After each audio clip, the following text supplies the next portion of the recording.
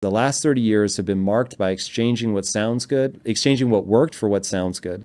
And I was like, it suddenly made so many things click into place. There's two things that help me navigate the times that we're living in. So I've been in LA now for almost 30 years. I have watched it change, Yeah. man, and not for the better. And so I'm often asking, like, what happened? And I really think it is very well-intentioned people. There's two things. I'll finish that statement. Well-intentioned people with terrible policies that they are not checking against reality, saying, hey, here's the predicted outcome. Did we get it? No, we didn't. Then we have to change. Was it San Francisco recently that had the $10,000? I didn't hear about this. Oh fuck! This doesn't sound What good. was it was either San Francisco or LA where they wanted to make things to make women feel safe, and also to give shade in the sun. So it's like a steel pole that comes up and it's got a cover and a light. And these installations cost like $10,000 each. And I think everybody was just like, it might have even been like San Jose. So I'm sorry, but there was just another example of like, yeah. Yeah. Right idea. Make them actually be safe would be amazing. Possibly wrong execution.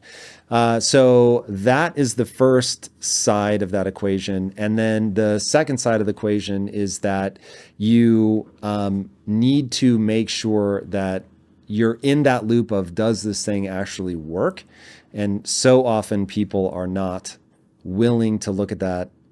And I haven't entirely figured out why that is true. Okay, maybe I can give you an idea. Please. It's interesting you say that. So I have a saying that encapsulates both of these points. When I'm telling people to think about policy, is I try to tell people, stop getting attached to the process. You have to be attached to the outcome. And I notice that what a lot of people do is they will tie an outcome together with a process, and that process becomes unassailable because it is interpreted as attacking the outcome. So I can give a really good example. I don't know how you feel about any of these policies, so maybe you'll disagree on the merits. But I literally only care about the truth. Okay, sure. Well, then everything I say is right. No, I'm just kidding. There is only one way to deal with housing, okay? And it's to zone for more housing. Everything else sucks shit, okay? I'll just say that much. One of the ways that we combat housing issues is rent control. Rent control can temporarily alleviate the burden for some renters. It hurts new renters. It hurts development. It's not a good policy, right? In my opinion, and I think economically, I think there's a lot of research on this. But the outcome we're looking for is more housing for people, okay? Rent control is one way to effect that outcome, but if it doesn't work, then you toss it. But what a lot of people do in their mind is they'll take that rent control, and that becomes inexorably linked to reducing homelessness or helping people find more affordable homes. So when I come out and I say, hey, I don't think rent control is a good idea, in their mind, what they hear is, you don't want affordable housing, people, and then they're attacking you based on that outcome because they can't separate that from any of the processes. The inability to separate those two things also hurts people to critically evaluate the effectiveness of any given process, because the thing that happens is, and this is important to know too, those outcomes are normative. They're moral in nature. Wanting to have less homeless people, wanting to have people with healthcare, these are moral claims that we're making, that we ought to be doing these things, which is good. The processes are not moral. There's nothing moral or immoral about capitalism or socialism or single-payer healthcare or any of these things. The morality part will come at the end based on who's affected and how they end up playing out in the real world. But people have such an impossible time disentangling those two things that anytime you start arguing against a given process because you don't think it's effective, they're just fighting you because they think you disagree with the outcome. I noticed for a lot of conservatives and liberals that fight with each other, they're fighting because they're tying the outcome to the process.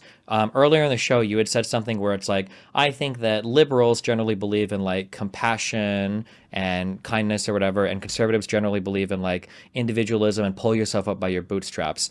It was funny that you said that because in my opinion, I think that both sides actually care about being compassionate towards people, but that's kind of like their drive, and then like the outcome is helping more people, but the processes are way different for both.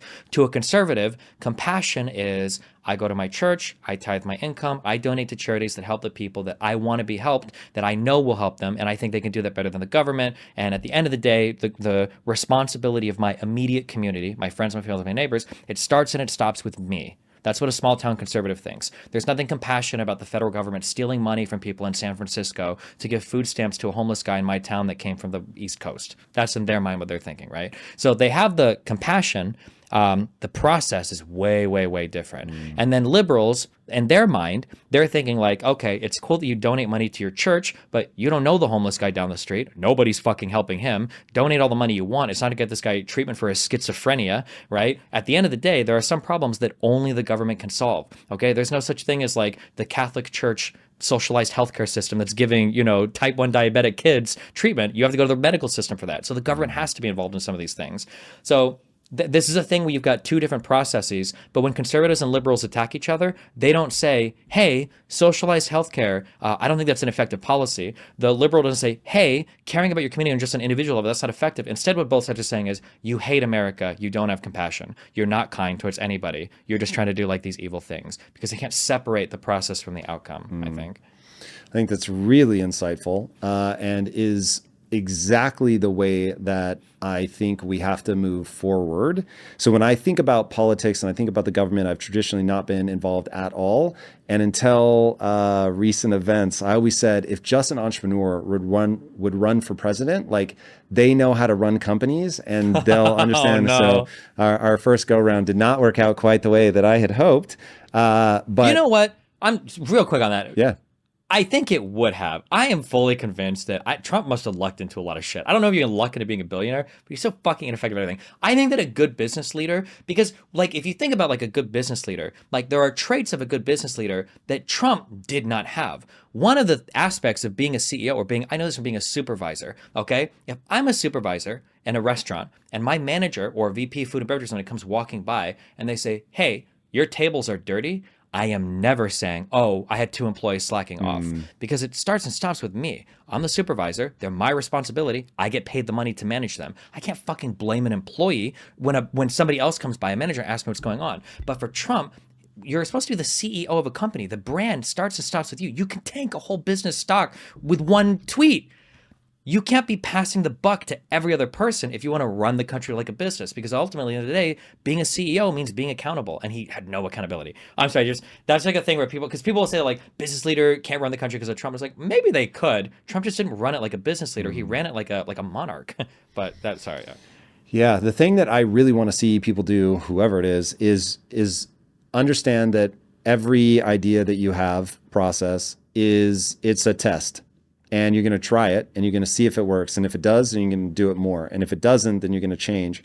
And that's why I think everything really starts with the North Star. And I feel like political debate should always be arguing about what are we trying to accomplish? Let's get it down in a single sentence. Don't obfuscate things with fancy language. Just in a single sentence, what are we trying to accomplish? Okay, cool. So now if we can agree on that, fine, fair. If left and right are really just debating about the method by which we get there, we're just going to try something. And if it works, and this is physics of progress. I mentioned that earlier. So physics of progress, it is a set of steps, and they are very easy to run. It's the scientific method recontextualized for business is where I thought of this.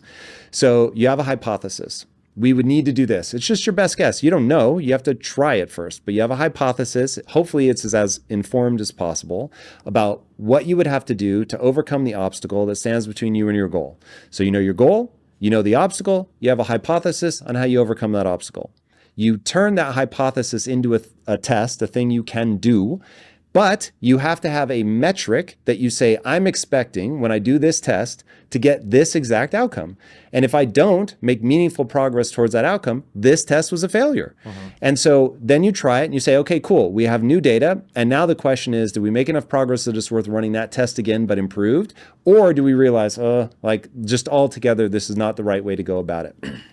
Now, the more that we can steer by empirical data, the better off we are. But it feels like people are going way out of their way to make things more complicated, to silence dissenting voices, et cetera, which then ultimately creates a problem. Obviously, tribalism is a big part of this. It's a very complicated problem. But to me, the solution feels it is physics. Like what I just walked people through, there is no way around. There is no way to be successful in anything, politics, helping the homeless, anything, until you do that. Yeah, it's hard sometimes because sometimes it can be very bureaucratic. So getting certain changes passed or approved or like even measuring them can be difficult. And that's part of the problem you have to solve. Yeah. But if we can't agree that effectively the scientific method is the only way forward, like if we can't agree on that, if there are some people that are like, no, The only thing that matters is the idea has to sound good. The idea has to make people feel better. It has to be inspiring. Okay, if I can't get you on to that the outcome is what matters, then yeah, we certainly, if you're talking to me, we're never going to be able to make progress because that does not make sense to me. Sure. I feel like a lot of like, even when I think of like the most like capitalistic, like KPI driven, like when I think of like kind of tech world is like I'm thinking because you could be like so fluid and mobile with everything. I think it's funny that even in that world though, it seems like a lot of the decisions are, it's almost like dominoes. I think it was, I want to say Facebook started with the idea of an open office and like everybody copied them. And I think at the end of the day, the data came back and it wasn't good to do. Do you know what I mean when I say open?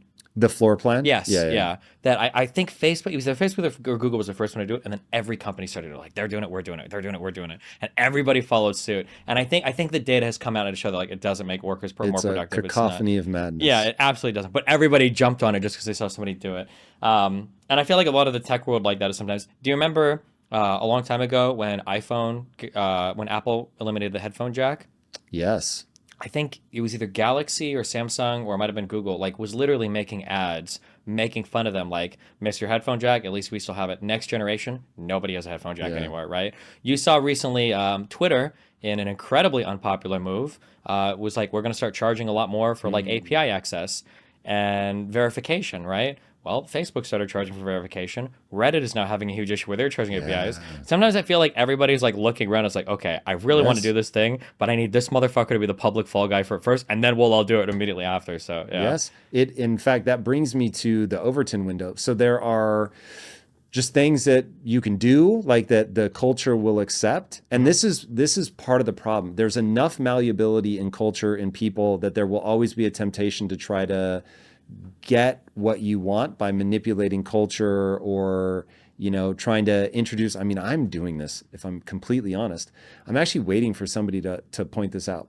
So my whole thesis on impact theory was originally, I was just going to teach adults, hey, because I took myself from scrounging in my couch cushions to find enough change to put gas in my car to building and selling a company for $1 billion, man. Like, and so when you take yourself from, I can't even put gas in my car to I'm fantastically wealthy, if you're wired like me, you start going, oh my God, like I'm not smarter than the next person, but I have a better frame of reference. I have a better belief system. I have a better value system that really works. And so I wanted to just start giving it to my employees. So my whole mantra was, I want you to work here, A, for the exact number of days that it's the most selfish thing that you could do. And then B, I want you to have the option to go work anywhere because I am pumping you so full of skills that you could go anywhere. But you believe I care more about your future than your own mother. That was like my whole thing. I used to say it to my team all the time. Like, I want you to be here because nobody's ever invested in you like this. And so we created this thing at the time, was called Quest University.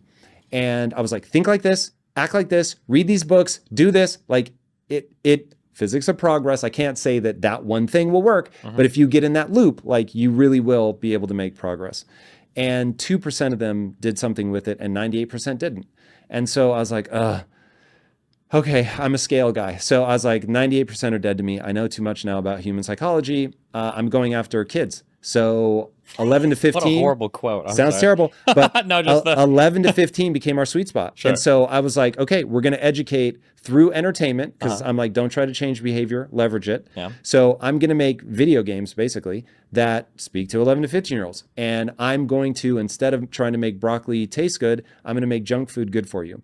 And that's what we're doing. And so it's like the sort of scary part is that really does work. The bad news is, like, if I were doing that for evil intent, whoa. Like mobile games? Yes, I guess that's one way to look at it. But like, so our whole thing, the only reason that we exist is to empower people. But it's one of those where there just is a truth that at a societal level, you really can manipulate things. If you like that clip, check out another powerful clip right here, and I'll see you there.